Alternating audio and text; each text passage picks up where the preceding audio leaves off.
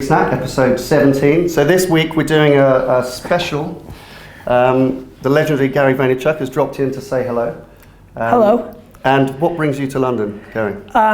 So I'm on my book tour. I have a book called Ask GaryVee, so I'm on tour. We're on the verge of officially opening our London office. So I'm rolling with Eric and Raisa and the crew. So taking business meetings. Today's really an all business kind of day, and then tomorrow I have a book event, and yesterday I was in Dublin, and off to Los Angeles, which is a nice little schlep from London on Thursday morning. So just coming through. You've just been at South by Southwest as well? Yep, just gave a keynote at South by Southwest. That was a lot of fun.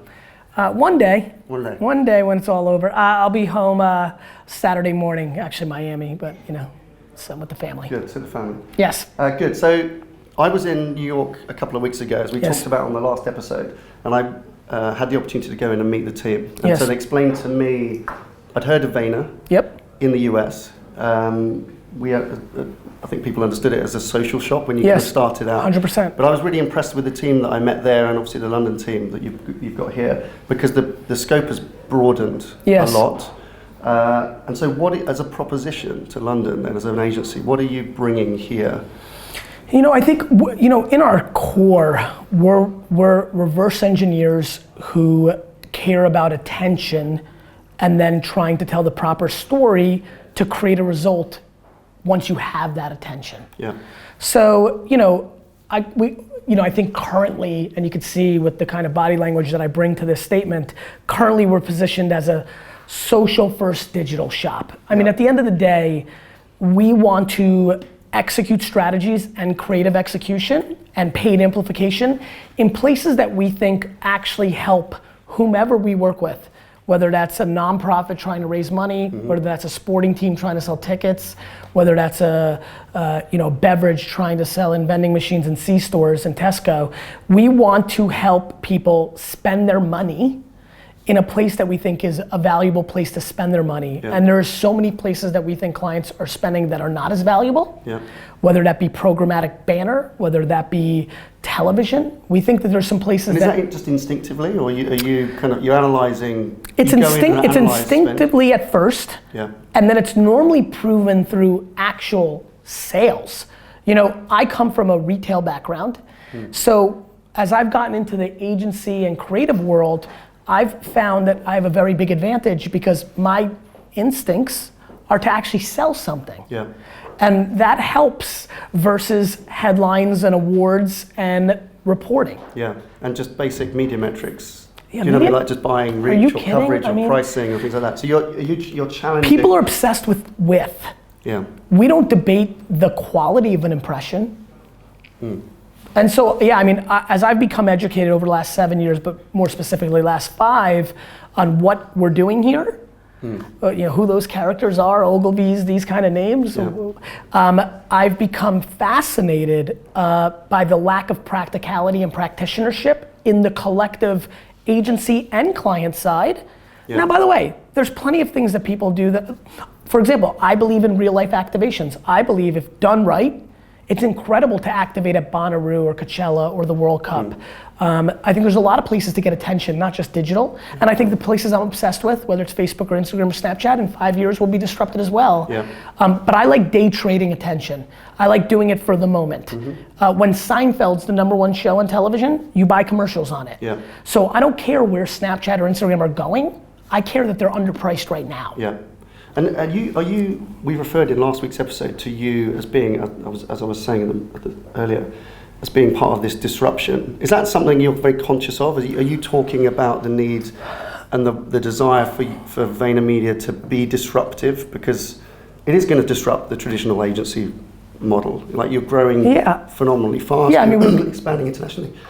I think when people, I mean, look, I'm thankful that, you know, I was smiling when you said you had heard of us in the US. I was thankful because, you know, outside of a couple of ad age references, I've been very quiet. I don't think people really realize the scope of, you know, what 650 employees and $100 million revenue run rate business. We're a big company now, and much bigger than most people in the advertising world think of us or know us as.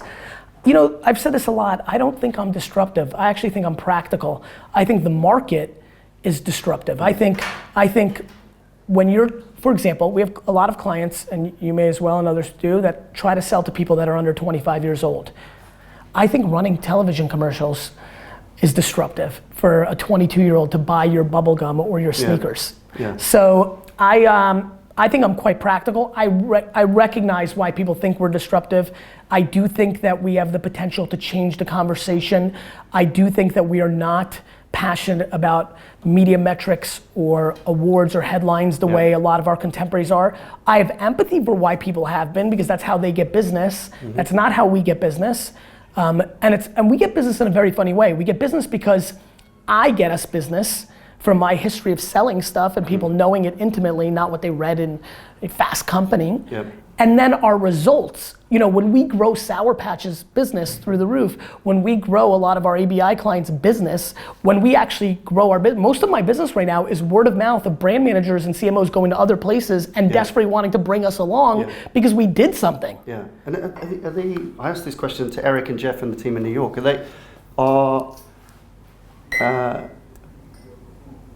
Are the big agencies reacting in a bad way to that? Because you must be stealing.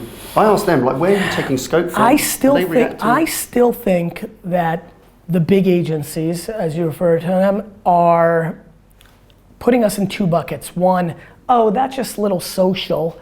It doesn't mean anything. And, oh, that's just Gary. He's one of these bullshit gurus, and there's probably a bunch of interns that he's paying no money to. They just don't look under the hood. In the same way that they read headlines on PR Week and make their assumptions on Snapchat and Facebook, I think they're doing the same thing with VaynerMedia. Well, and that's a nice way to operate. I'd rather be like that. I mean, look, that's the market. Underestimated. Then you can over deliver to the client. If you go look, and it's fun to have Rebecca here, who handles our comms. If you go look at how much has been communicated about me as a human versus the agency in the last 24 months, it's 90% me. I'm surprised because you're so shy. And it's funny, one could say it's narcissistic, it's ego, it's things of that nature. To me, it's been quite calculated. Like, I've enjoyed people being naive and underestimating what we're doing to the market. I have no problem surprising people. Look, if they've been respecting it or if they've been naive to it, it would have been regardless, because we're gonna execute, we know how to sell stuff, and at the end of the day, the Unilevers and the Proctors and the Cokes and the Pepsis and the BMWs, they care about selling, at the end of the day, somewhere. Maybe not your brand manager, maybe not the CMO that needs a headline to get the next CMO job, but somewhere, somebody cares, and the ironic thing is, usually somebody that's important. That sounds good. So Vayner coming in July. Yes. You were at the A&A Masters of Media a few weeks back. So I hear, first off, that you scored the highest of all presenters. Is that true? That makes sense. I'm a big time speaker. I also heard that you asked them for a fee and they said no. That's true. I don't like to speak for free. But promised my wife. It went down very well. So what?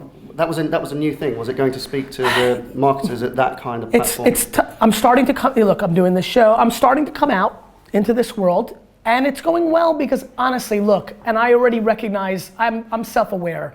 When you come with, I'm very competitive. Let's start with that, and so that's gonna come through on a speech or in video right now. Like, yes, I want to beat your agency. That's real. That's just I'm sorry, but I don't want to do it at your expense. I want anybody who's good to win. I really do. I love meritocracy. I love capitalism. I like the market. I think it's coming across well because I'm speaking the truth. Meaning, in the same way that I'll be the first person, as I am now, who's saying Twitter's broken, Twitter's a problem, don't spend money on Twitter. After, if I was sitting here in 36 months, Twitter would be the only thing out of my mouth. I think that I have enough of a track record now that people are starting to realize that what I'm obsessed with is being historically correct, not where I'm making my money at the moment. Like, I invested a lot of money into Meerkat. You haven't heard a word from me about Meerkat for the last year. You know why? Because it's not gonna win. Like, I'm not pushing agenda, I'm pushing conversation that benefits us all. If marketing was better, if media planning wasn't so broad, if all of us tried to sell more products, a lot of us would do better. The industry would be in a better place. And so I want everybody to win. Do I want to build the biggest building in town? Yes. How do I want to do that? By building the biggest building, not by tearing everybody's building down. Yeah. So I think what I did in that meeting was I said, look, you're acting one way as a human, which means you're not looking at commercials, you're not clicking banner ads, but you're marketing all your money in a different way, and you're doing that because the whole machine is built on that. And I thought it went well, and it was interesting because when you give that talk, the first 15 minutes is awkward. Yeah. When you go into a room and say, look, I think... Because you're not the kind of person normally they get to see, because it's relatively conservative, isn't it, as a environment. You know better than I do. I'm just starting to... I think everything's conservative, so probably. Look, there's not a lot of people in Madison Avenue today that had the narrative that I had, which was I first built a $65 million business on the backbone of what was considered radical marketing, e-com in 96, email marketing in 97, Google AdWords the day it started, a YouTube show a couple months after YouTube came out. My career is built on what I sell. So most people come up through the world, they become a great account person or a great creative, they team up with a partner and they start a shop. I came from such a different angle and I've got such a different point of view that it's going well and it's got its pluses, it's got its minuses, but we're trucking along. Because I wasn't able to come to that, I'm going to the next ANA conference in a month or so. One of the areas that the ANA are really focusing on, as you may or may not be aware, and they've commissioned an external company to do an assessment of the potential media rebate market in the US. Right, there was a guy who gave a talk at that conference the previous year, John Mandel. Right, who really caused some ruffles. I saw those headlines. Yeah. That makes sense to me. And the ANA then created a task force to look into that, and then they've hired K2 Intelligence in New York, which is this... Let me save everybody a lot of time. Yeah. Of course that's going, who doesn't know that that's going on? I don't even know the industry and I knew that was going on. Not because I knew that was going on in this industry, it's what goes on in every industry. I come from the liquor business, it goes on there. Anytime there's big dollars being rewarded on a human to human level, the human that's deciding big dollars is getting rewarded by the human that's trying to get them in many forms. Bottles of Dom P, getting their kid into Harvard, taking them to the Super Bowl. Of course. Because that's just incentivizing. It's human beings. It's in human beings now. When you've got only 3 or 4 big holding companies that drive everything, it becomes even more intense. And so you can see it, obviously, as you say, like across industry. It's they're doing business, but now you're in the media business. Do you rub up against that? And have you? We're still small. I think you create a policy at principle. 100%. There's none of. I am a meritocratist even at my own expense. The end. Yeah. Okay. The end. If we're gonna lose a media pitch because I'll use different letters, the XYZ agency girl takes the decision maker to the strip club, then I'd rather lose the business. Yeah. Fair enough. That's when you're better, you don't have to play that game. Well, that's good, and that's what I liked about the narrative that we were hearing from the agency when we went to New York. I hope you continue that in Europe. That's a slightly different market. Is there any nuance to the European market? Yeah, there's the cliche stereotypes that, that I'm too US even for US, so the personality may rub some people the wrong way. Here's what I know. Look, I was born in Eastern Europe. I grew up in the wine business. I've spent an enormous amount of time in Italy and France and other parts of the world. People are people, meaning I don't think, yes, do I think there's some cultural differences? Of course. But do I think the decision maker at Unilever UK market or Toyota UK market or Nestle UK market doesn't want to do, deep down, doesn't want to do the right thing for their business because maybe it was too aggressive? Well, that's fine. And they all know it. They all really know it. If we lose on something that shouldn't be important, then that's fine by us. Yeah. So, look, I think every marketing is a tactic to help a transaction happen. We do that extremely well. Yeah. And I think that it's going to go over extremely well in this market. I'll tell you what really is most fascinating to me about the London and general kind of Western Europe market. Yeah. There's a stunning lack of respect for how well modern digital is doing in this market. when you look at the metrics of Instagram and Facebook and Snapchat in the UK market, it's like kind of weirdly more exciting than the US market. Yeah. I mean, the penetration is at full scale. Yep. The behavior is quite aged up. I think there's some real big opportunities. I think because the US has so many of the startups start there, there's also that 6 to 12 month pause. You know, London's an incredible market, so maybe it's a 3 to 6 month pause, but and look, I day trade. So I'm fast in the US. Having an extra 6 or 12 months for a UK market or a Dublin market or a Berlin market is really attractive for me. Yeah, good. So finally, before you go, Yes. The other thing you're legendary for is being a Jets fan. We did, back in the beginning of February, we did a Super Bowl special in here. And bear in mind, you've met David and Yes.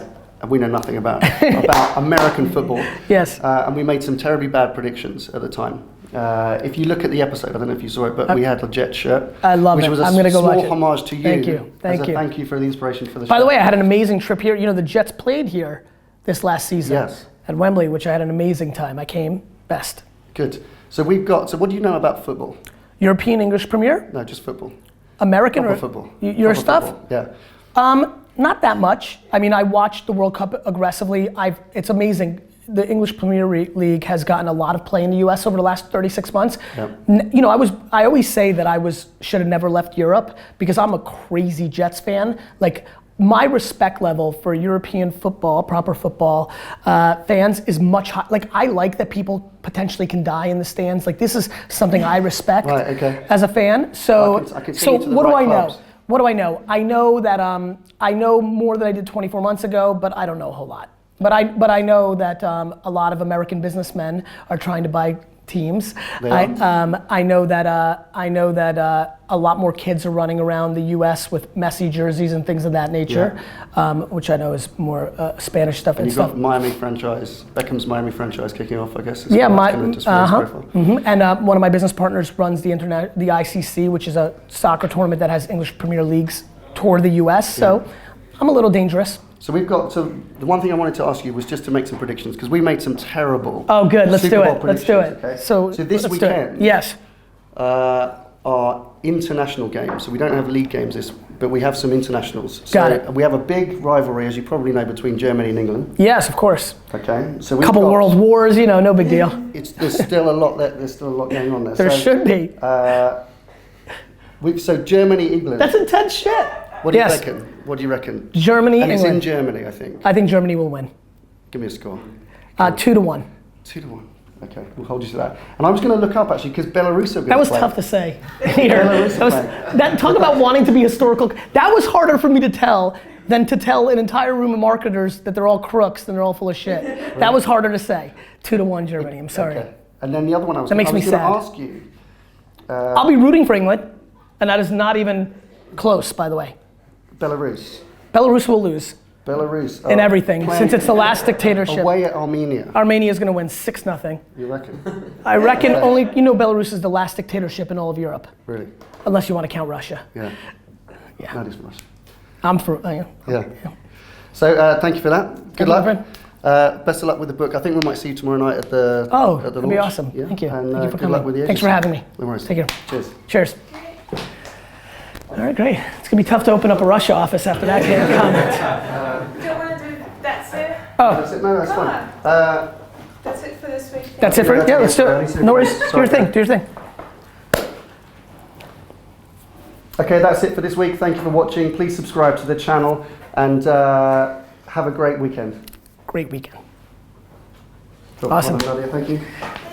Cheers, guys. Thanks for having me. Thanks. No, it's a lot of fun. I'll make sure I share this out. Get you some real subscriptions. Help me, D-Rock.